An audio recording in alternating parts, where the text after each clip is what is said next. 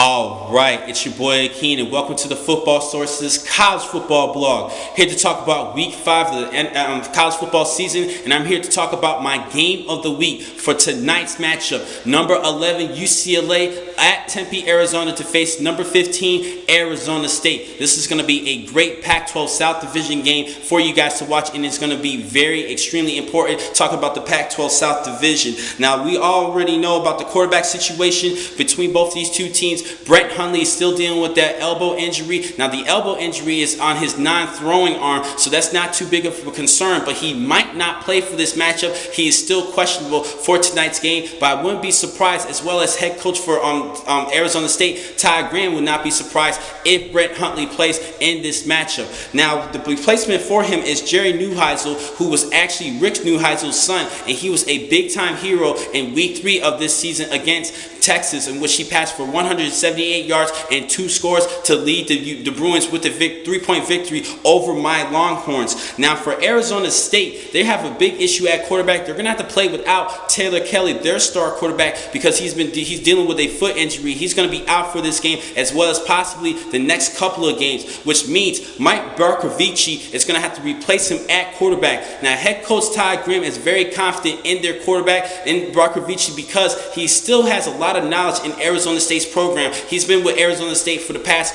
4 years, and I think because of that, that shows that he has confidence in the quarterback. He has enough experience in the offense, running the offense just a little bit for Arizona State. But this is still a major concern for me, particularly because we haven't really seen too much of Barkovici's skills, and I'm very concerned to see how he plays at home against UCLA. Even though they do have the home field advantage, we really don't know what Mike can do at the quarterback position. So that's a major concern. Now, the other big news about these two teams, there are only 7 undefeated teams in the FBS division, and these two are part of that 7, which means one of these two teams will get the loss, the L in their chart.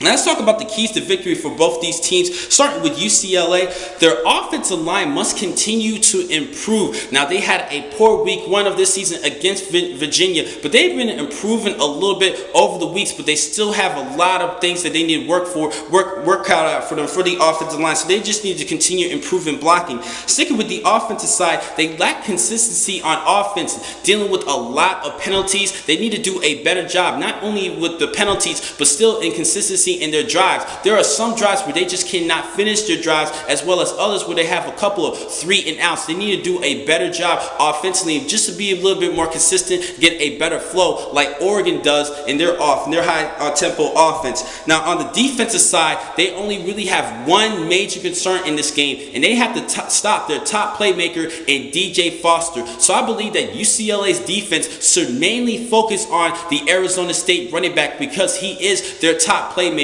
I think they should go with the Redskins' tactics and their game against Philadelphia in this past week in the NFL. Now, Philadelphia running back LaShawn McCoy was held to just 22 yards on 19 carries in that matchup. And the previous year against the Washington Redskins, McCoy rushed for over 180 yards. And the Washington Redskins definitely remembered that, and they went with that tactic, even though they lost against Philadelphia, because they had to put the ball in the hands for Nick Foles to be the star of the game, and Nick Foles did succeed in that matchup, but they did a great job in stopping LaShawn McCoy, because he is their top playmaker on the Eagles offense. And I think that for UCLA, they should mainly stop DJ Foster and put everything on the shoulders of Mike Barkovici and try to make him the hero of this matchup. So that is a couple of keys to victory for UCLA. Now, for Arizona State, I only have 2 things. They mainly need to put the ball in the hands of their top playmakers. I mentioned DJ Foster. He's a great all-purpose player. He reminds me a little bit of Reggie Bush during his USC days.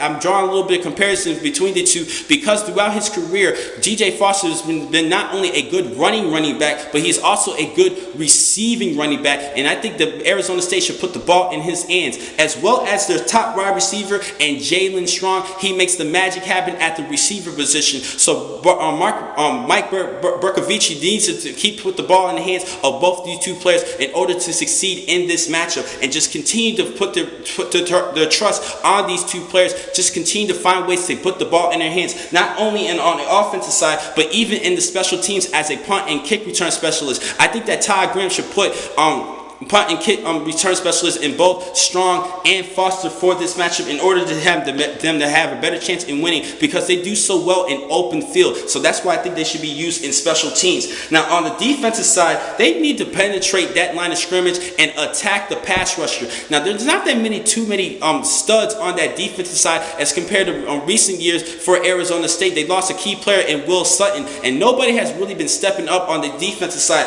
which means defensive lineman Marcus Hardison needs to step up at D-line. At the defensive back position, Jordan Simone's not bad. He does have an interception so far in this season and 23 tackles. And linebacker Antonio Longino.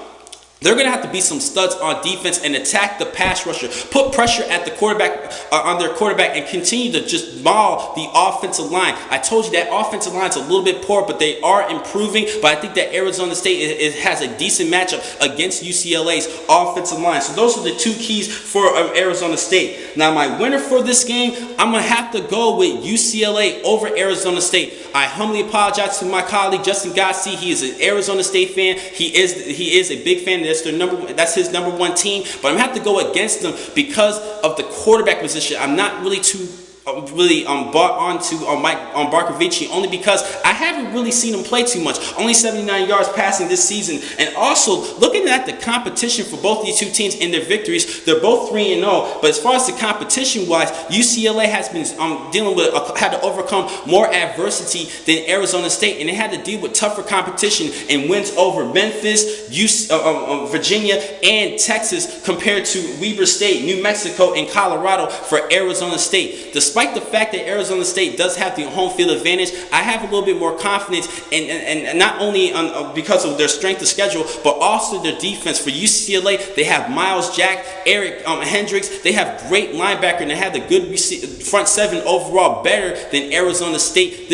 I wouldn't be surprised if Arizona State pulls off the upset, but I'm going to have to go with UCLA due to I think they have a better defense and their strength of schedule, and have to deal with more adversity, had to overcome more adversity than Arizona State. So I'm going to have to go with the Bruins over the Sun Devils, but this is going to be a great matchup for you guys to watch. Now I'm going to see you guys a little bit later on today to talk about the remaining matches for Week 5 of the college football season. I'll see you guys later on today. Thank you for watching this blog from the Football Source. I'm your man, Akeem McCall. Be easy.